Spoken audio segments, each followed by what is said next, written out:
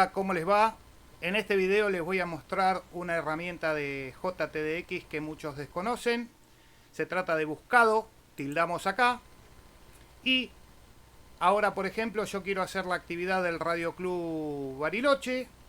Entonces voy a venir a LDA, voy a leer las bases y me voy a copiar, salvo la mía, todas las otras estaciones que están otorgando el certificado. Clic derecho, copiar, vengo al bloc de notas, las pego y las separo por una coma.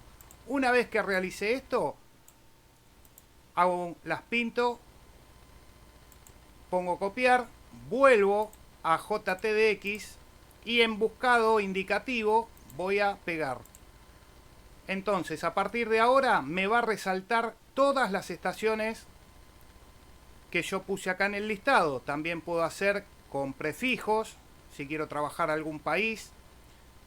Y si tildo la opción clear, una vez que la trabaje, me la va a ir descontando del listado. Como verán, acá ya estas estaciones me están saliendo resaltadas. Es una herramienta sencilla, muy práctica, pero hay mucha gente que no la conoce, por eso la quería compartir. Será hasta la próxima, amigos. Chau, chau. 7-3.